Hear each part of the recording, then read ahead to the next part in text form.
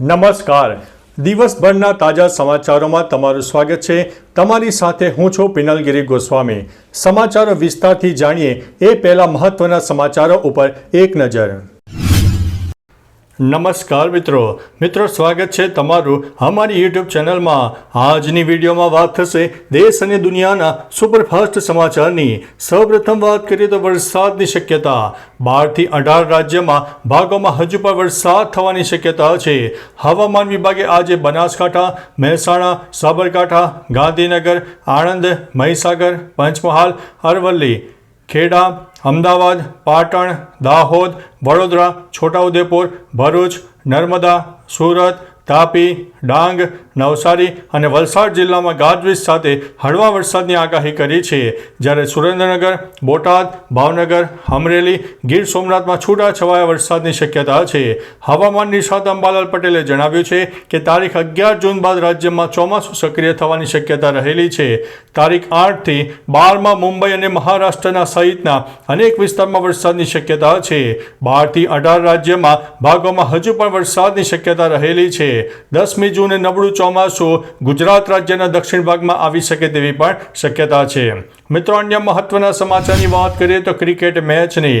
Royal Challengers Bangalore એટલે કે RCBએ IPL 2025ની ફાઇનલમાં પંજાબ કિંગ્સને 6 રનથી હરાવીને 17 વર્ષની લાંબી રાહ બાદ પોતાનું IPL ટાઇટલ જીતી લીધું છે. અગાઉ RCB 2009, 2011 અને 2016માં 3 વખત ફાઇનલમાં પહોંચી હતી, પરંતુ દરેક વખતે હારનો સામનો કરવો પડ્યો હતો. આ વખતે ટીમે નરેન્દ્ર મોદી સ્ટેડિયમમાં અમદાવાદ ખાતે રમાયેલી રોમાંચક મેચમાં શાનદાર પ્રદર્શન કરીને ચાહકોના દિલ જીતી લીધા છે. મિત્રો, અન્ય મહત્વના સમાચારની વાત કરીએ તો દિલ્હી આમ આદમી પાર્ટીના ટોચના નેતાની મુશ્કેલીઓ વધશે. એન્ટી કરપ્શન બ્યુરો દ્વારા અલગ અલગ તારીખે હાજર રહેવા સમન્સ પાઠવવામાં આવ્યું છે. બંનેની અગાઉ ધરપકડ પણ કરવામાં આવી હતી. મિત્રો, અન્ય મહત્વના સમાચારની વાત કરીએ તો વડોદરાથી મોટા સમાચાર સામે આવી રહ્યા છે. ઓપરેશન સિંદૂરથી પ્રેરાઈને આ 10 વર્ષના બાળકે પોતાની બચત સૈનિકો માટે આપી છે. પોતાનો જે સેવિંગ એકાઉન્ટ હતું, જે ગુલ્લક હતું, તેમાંની જે રકમ છે સૈનિકોને આપી દીધી છે. મિત્રો, અન્ય મહત્વના સમાચારની વાત કરીએ તો રાહુલ ગાંધી ફરીથી વિવાદમાં આવ્યા છે. કોંગ્રેસ સાંસદ અને લોકસભામાં વિપક્ષના નેતા રાહુલ ગાંધી ભોપાલના પ્રવાસે હતા. આ દરમિયાન તેમનો એક વિડીયો સોશિયલ મીડિયામાં ઝડપથી વાયરલ થઈ રહ્યો છે. આ વિડીયોમાં જોવા મળી રહ્યું છે કે રાહુલ ગાંધી PCC મુખ્યાલયમાં ચંપલ પહેરીને દાદી ઇન્દિરા ગાંધીની પ્રતિમાને પુષ્પાંજલિ અર્પણ કરી, જેને લઈને ભાજપ રાહુલ ગાંધી અને કોંગ્રેસ ઉપર બરાબરના પ્રહારો કર્યા છે. મિત્રો, અન્ય મહત્વના સમાચારની વાત કરીએ તો પાકિસ્તાનમાં આવેલા જોરદાર ભૂકંપને લઈને તેનો લાભ લઈને કરાચી જેલમાંથી 216 કેદીઓ ફરાર થઈ ગયા છે. ગોળીબારમાં એકનું મોત થયું છે, જેમાં 80 કેદીઓ પણ ઝડપાઈ ગયા છે. મિત્રો, અન્ય મહત્વના સમાચારની વાત કરીએ તો કોરોનાનો કેસ ગુજરાતમાં વધી રહ્યા છે. રાજ્યમાં કોરોનાએ ફરીથી માથું ઊંચક્યું છે. અત્યાર સુધીમાં 461 એક્ટિવ કેસ પણ નોંધાઈ ગયા છે.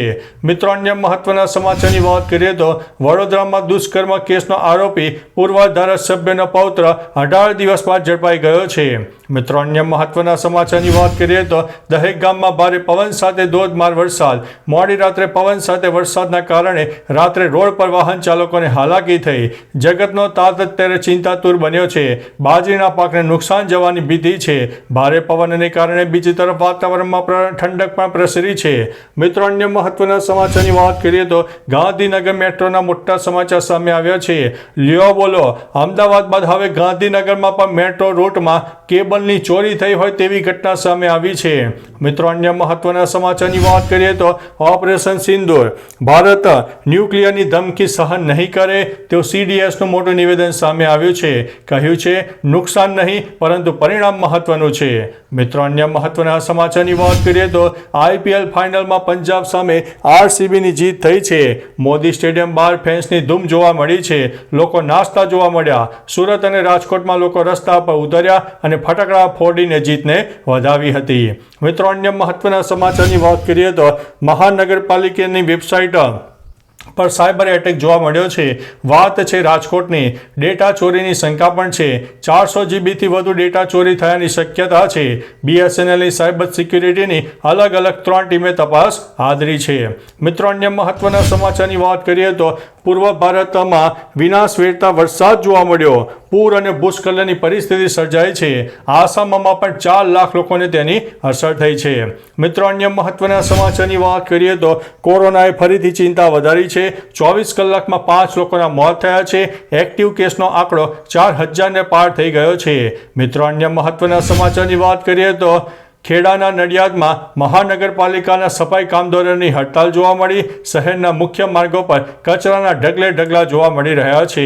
મિત્રો, અન્ય મહત્વના સમાચારની વાત કરીએ તો પાકિસ્તાનમાં ભારતનો વધુ એક દુશ્મનનો ખતમ થઈ ગયો છે. જૈશના આતંકી મૌલાના અબ્દુલ અઝીઝનું રહસ્યમય મોત થયું છે. તો ચાલો મિત્રો, ફરીથી દેશ અને દુનિયાના સુપરફાસ્ટ સમાચાર લઈને મળતા રહીશું. ત્યાં સુધી અમને રજા આપશો. નમસ્તે.